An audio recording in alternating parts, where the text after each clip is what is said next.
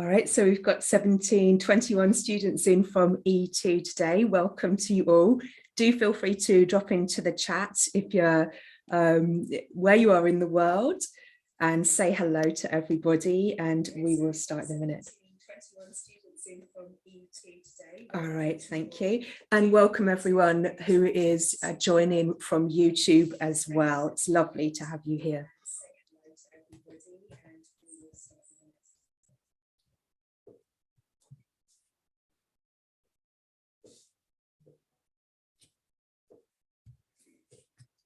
All right, so welcome everybody from E2, welcome Nonhalana, and welcome to everybody joining from YouTube as well. And today we are going to be looking at reading part C. And it really is not everybody's part of the OET test, so I hope today is very useful. Now, before we begin, can you tell me if you can see my screen and you can hear me? Drop into the chat box. Thank you very much, Bedramitha, for saying hello. And you can also type into the chat box. I'll also be checking in on the chat in YouTube as well. And let's get started. So just to say that you are very welcome to invest in an E2 package and to use our discount code RABBIT15, celebrating Year of the Rabbit. It's valid for a couple of more days and it's applicable on new packages, upgrades, and it really does help you to get set and get ready, start the new year ready for OET. So let's have a little look at a reading overview for part C. As you know, you've got 2 long semi-academic medical texts, and there are 8 4-answer multiple choice questions per text, totaling 16. And you have approximately 2 minutes per question. And you'll be doing B and C together. They take 45 minutes, but we're just focusing today on reading part C. So if you would like to drop into the chat, what do you find challenging about reading part C? What's difficult about it for you? I'm interested to hear what you think. A lot of people in tutorials say it's a real challenge. What's the challenge for you with reading part C? Thank you, Ranganthan. Understanding, yeah.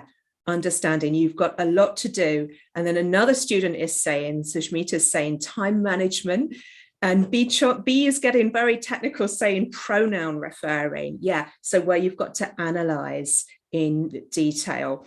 Yeah, so I'm going to try to give you a flavor of how to approach things today. Now, the strategy we're suggesting here is to, first of all, really deeply understand the question. Then go to the text, ignore the answer options and try to answer the question yourself. And then have a go at matching your understanding to the closest answer option. Now, because this is a live tutorial today, I'm going to be sort of managing that for you. And I'm going to give you a little bit of time to read the text on your own. And I'll ask you to do, first of all, tell me what you'd eliminate, right, in the first minute. So that's the way I'll run things today, okay? Yeah, a lot of people in E2 are saying time management. Yeah, beating the clock. And Preeti on YouTube is saying it's difficult to get the answer, confusing options. Yeah, thank you for all of that input. Okay, so I want to just tell you a couple of errors that I've observed in my teaching. One of them is when people just focus on the words only. They're not really thinking about the meaning. You've got to sort of summarize the meaning of the answer options to yourself. And then another thing that people do, which I always say no, is ignoring unknown words. So if you see a word that you don't understand, don't ignore it. Take an educated guess about it. As healthcare professionals, you wouldn't ignore an unknown symptom in a presenting patient. You'd take a symptom seriously. You'd look into it, even if you didn't understand what it related to. And it's the same kind of principle. Don't ignore things you don't understand. Take an educated guess. And that puts you in a much stronger position. Now, another thing to think about is how you select the right option. There are two principles here. All parts of the answer option are in the text, right? And secondly, the facts of the correct answer option match the text. So you're looking for something that is true and complete. Let's try with a sample here, and it's the human microbiome. Very interesting topic. And I'm going to drop out of the video here just to make it easier to see everything. So first of all, I'm going to give you and time you 1 minute to deeply understand this question. It's a very simple one, actually. What do we learn about the human gut in the first paragraph? And then now please take a minute to read it and make sense of it. Okay, 1 minute starts now.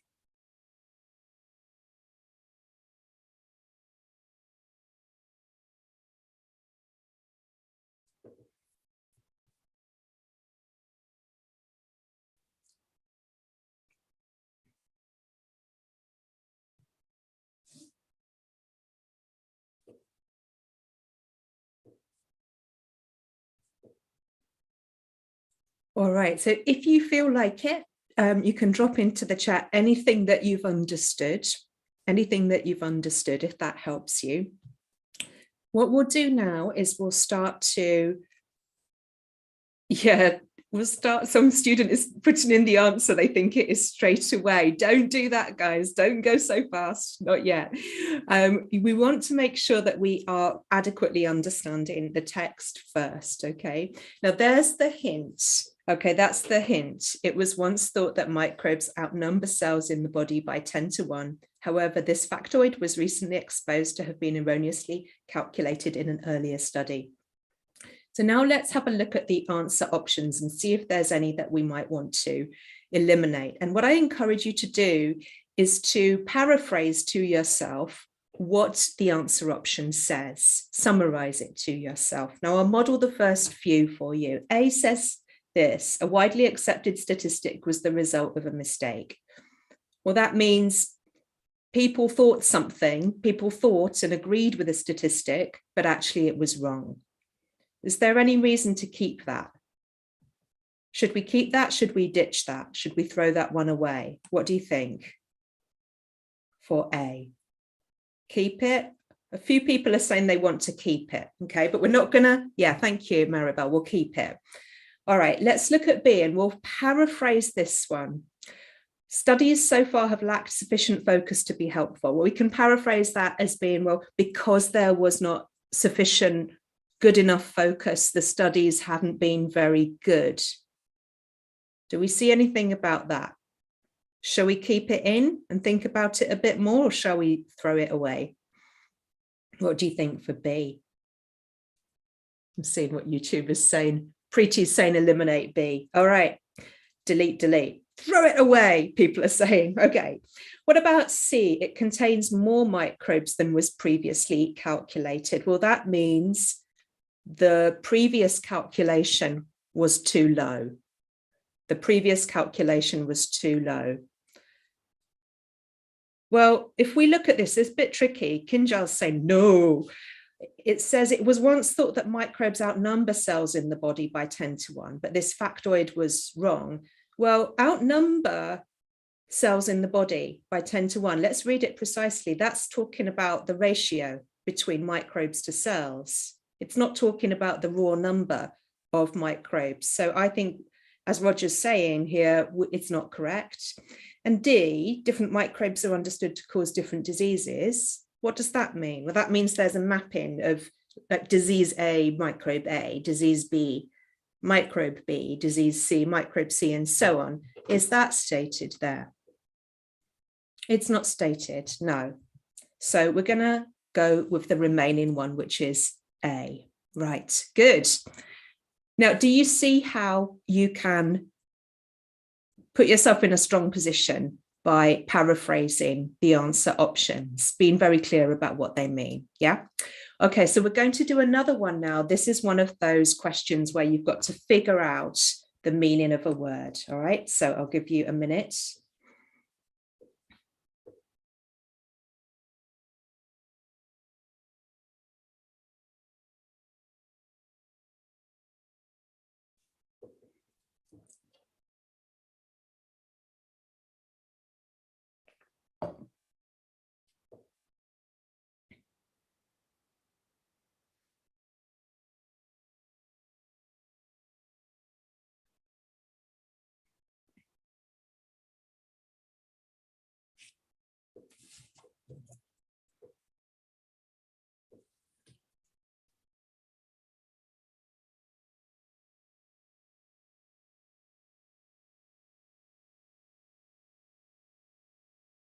Okay, 10 more seconds just to read it through.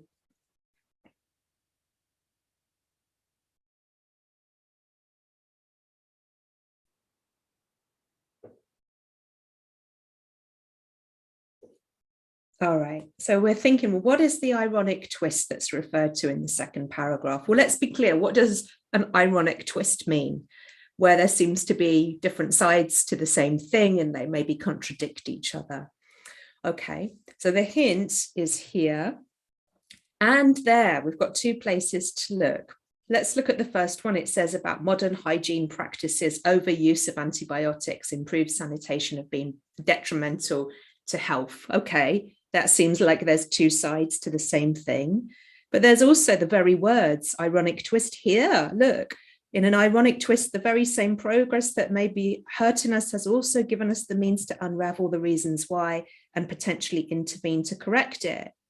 So we've got two sides. We've got the damage from progress, something bad about progress, and something positive about it. So now we've got to decide perhaps which one it would be. So could it be A? Scientists are focusing only on one continent. It's hard to paraphrase that one. Anyone think it could be A? What should we do with A? Yeah, a lot of people strongly say no. What about B? That means thinking too much about cleanliness has led to problems. Any thoughts about B?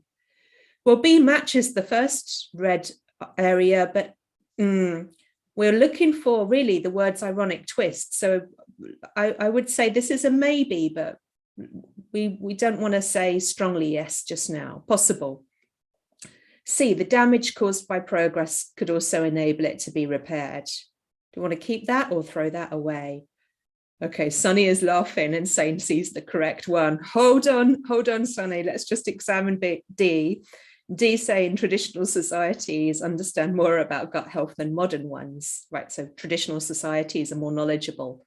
Well, they might have a wider biomicrome, but what about knowing more than modern societies? Gregory's pushing me to eliminate D already. Yes, so it's not D. So if we say it's between B and C, if it's between B and C, which one seems to be like a really much better fit, which is completely there? Everyone in E2 is shouting C at me. Let's see what YouTube is also saying C strongly. Well done, guys. You are on fire today. Fantastic. It is C. Yay. Good job. All right. So now we've got, what do we learn about Metchnikoff's research into dementia? Have a go at this. 1 minute.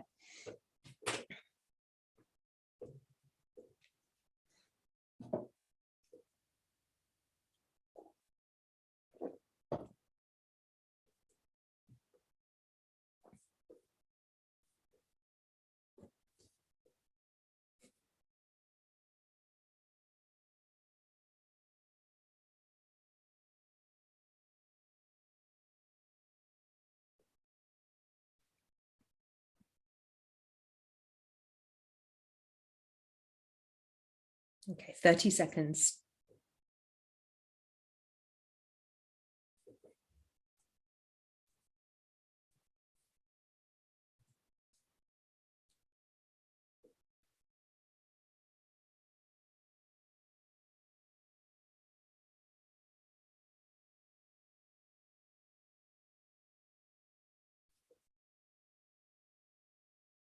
Okay, so I have given you a bit of a hint, but let's have a look at it. Okay, so A, it was overshadowed by Pasteur's achievements. So what does that mean? Does anyone want to put into the chat? What does A actually mean if we paraphrase that?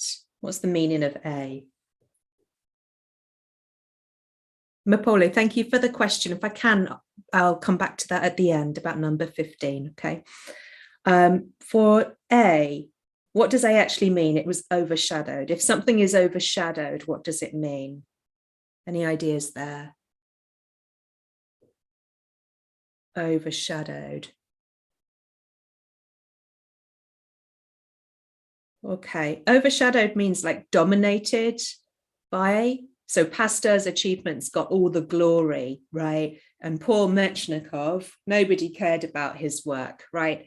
Everyone just thought about Pasteur. Lady V is saying looked over, good one. Is there anything about that? Do we want to throw that away, eliminate it, or keep it? What do you think for A? I think no, nothing about that. Okay. All right. Now B, the timing of it was of particular relevance to him. It was a special, the timing when it happened, when his research happened, was special to him. Keep that or throw that away for B. Keep B. Good. C, the significance of it was acknowledged within his lifetime. C. So people recognized his work in his lifetime. Throw that. We're going to throw away C. People are asking me how to know where it could possibly be in the paragraph. The more you read, the better you get at seeing the relevant points, okay? So we're going to throw away C. And D, it allowed him to return to his earlier work in the field of immunology. What about that one? Let's throw away D, like he didn't go back to it thanks to the dementia research. So the answer is B, excuse me, it's B, right? Now the next one is with the same text and it's another identification question. What does this action in the third paragraph refer to? So I'll give you a minute to think about that.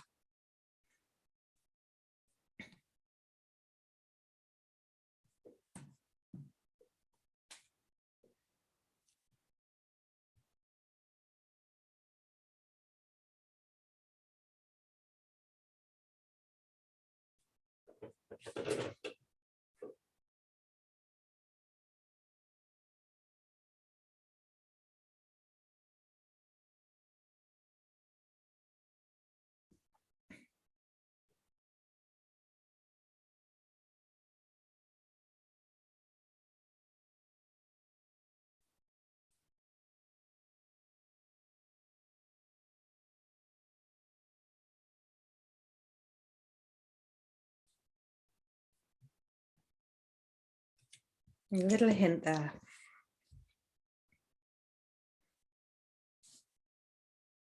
All right, let's have a look at the answer options. Now, this is a case where your knowledge of grammar does help you because we need to think about, well, what is this word doing in the sentence? What role does it have? That can help us to understand it more clearly because we want to have a true understanding.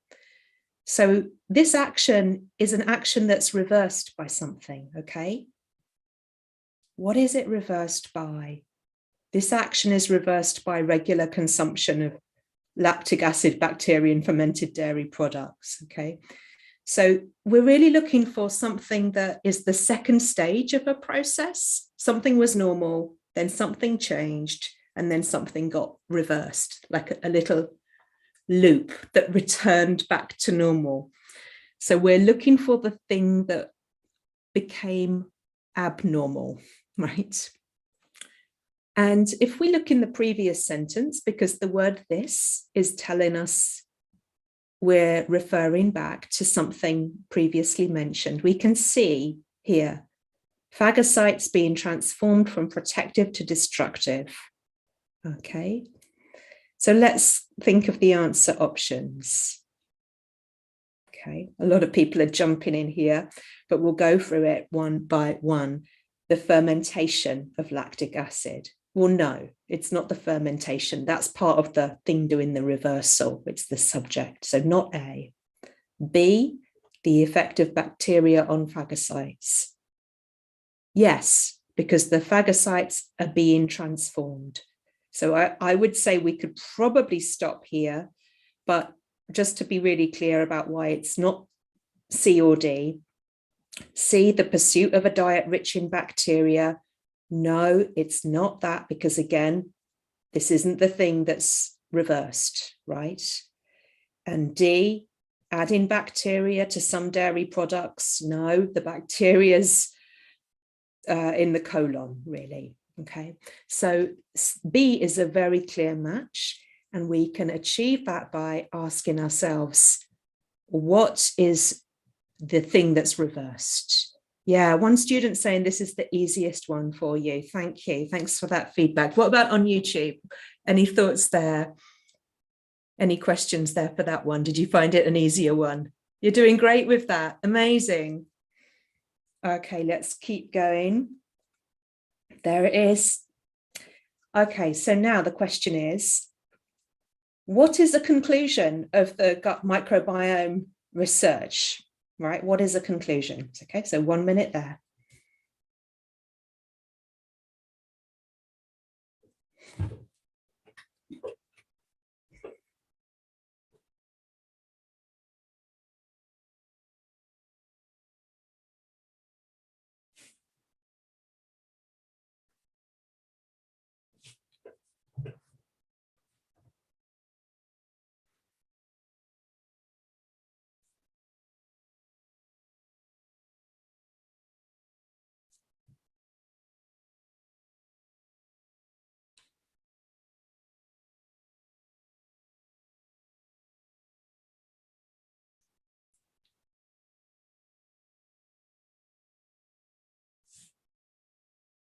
I'll give you a hint.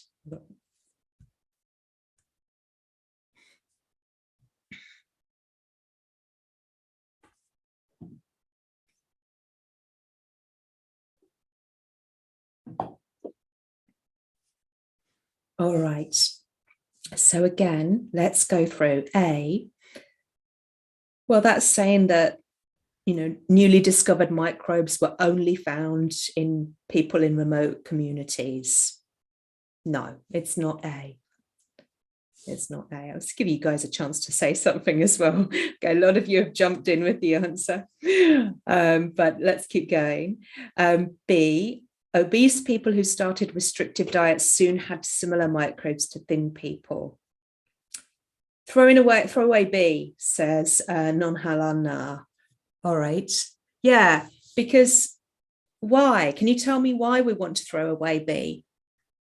Why? What's the problem with B? I want to draw your attention to this soon, okay? The word soon, that adverb excludes it. C, any thoughts on C? Okay, I'm going to eliminate that. And D, I'm going to say, yes, it is. And why do we know it's D? Why do we know it's D? A lot of you got that really quickly, which is why I've jumped to it, but I'm curious, can you tell me why? Organisms in the gut varied widely, particularly according to where individuals live. What are some words in D that gave us that answer? We want a true and complete answer. Any thoughts? Why is it? Yeah. Variety, where individuals live. Yes. Place to place. Yes. Overlap from patient to patient. Yes. So there's some words which can give you the right answer, but we also want to look at the whole meaning. And the point here is, the variety was regional, and that's because of the slight differences from place to place. Sometimes I've noticed students get confused when they see little overlap from patient to patient, but that simply means, I'm just going to put the video on, show you with my hands. the overlap, here's patient A, here's patient B, and the overlap is minimal. It's not like this, it's like this. Yeah, little overlap means very small. Good. Let's go on because we're pushing up against our time limit here. Hanan, yes, you can highlight in the exam, you can highlight the text. Okay, let's have another go. We've got time for maybe one or two more. So what did the studies describe in the 5th paragraph find? I'm letting you do all of this on your own.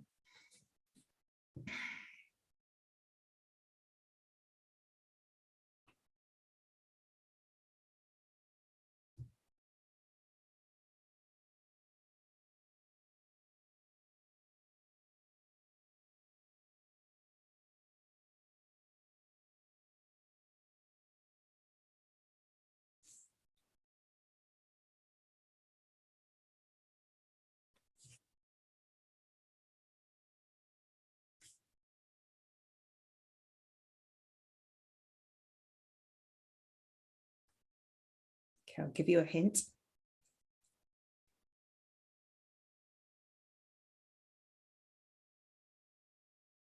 All right, so let's have a look at them. A, paraphrasing that, mental well-being is improved by both probiotics and antibiotics. No, or shall we keep it? Any thoughts on that one?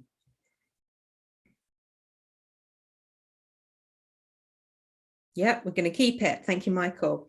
B, various types of probiotics are needed according to the type of neurological condition. So that's like saying probiotic A works on neurological condition A. No, delete that. C, antibiotics might one day help calm psych in patients who are angry. C, should we keep that or delete it? We've got, it's not unreasonable to think about it. Not unreasonable to think about that. So it might be C. And for D, we've got something saying about the mechanism of bacteria in the gut on hormones differing from the mechanism on neurotransmitters, which isn't mentioned there for D. So here we have a choice of A and C. So we want to see which one is like the most complete match, like in the text, not something we're imagining, something that's written down. And the answer is actually A, okay? So you want to, the message here is you want to be careful not to just imagine the answer on what seems plausible. Go for what's written down. You're doing really well, guys. Okay, for 21, a warning in the 6th paragraph. I'm just going to go a little bit faster for this one.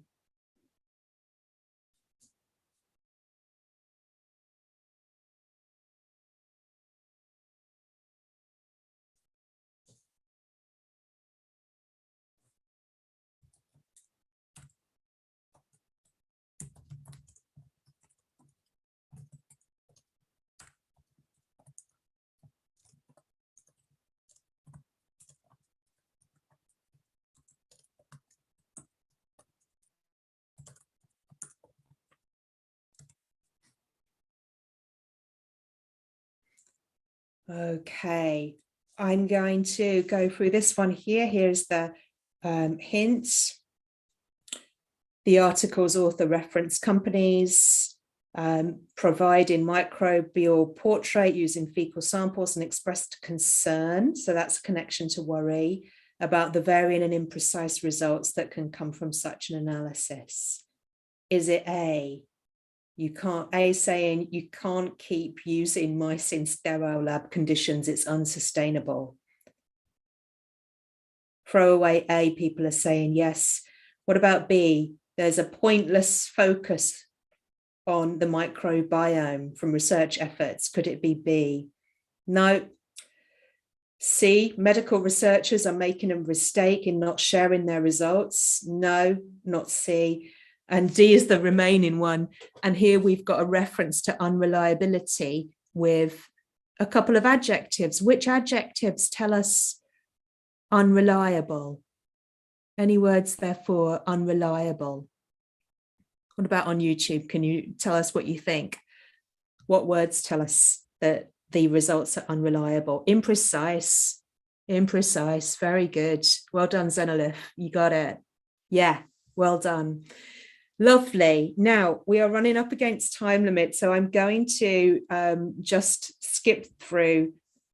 And here we go. I'm going to leave that one and I'll let you think about that on your own. There are the answers. Are there any questions from you guys? You can try the last one on your own. So there's lots. Sunny in E2 is asking, where in YouTube can we study? I encourage you to visit the YouTube All Stars page, as well as our videos on YouTube from E2. Lots of great resources there. And you can also sign up and join us. And we will help you out to get ready for OET. We have all the different parts of the test for part A, B, and C, listening, reading, speaking, and writing as well. So thank you very much for joining. One student asked, how can I find the right information? And the best thing to do is to read more. So here are some lovely resources which are available. You may have access to these already, but do try to read something challenging every single day. 5 minutes a day will make a huge impact. Learn new words. That's obvious, but the more you can understand, the faster you will read. So I will just say that it's wonderful to have you. There is our code, our discount code, if you'd like to take advantage of the new year, the new Chinese New Year.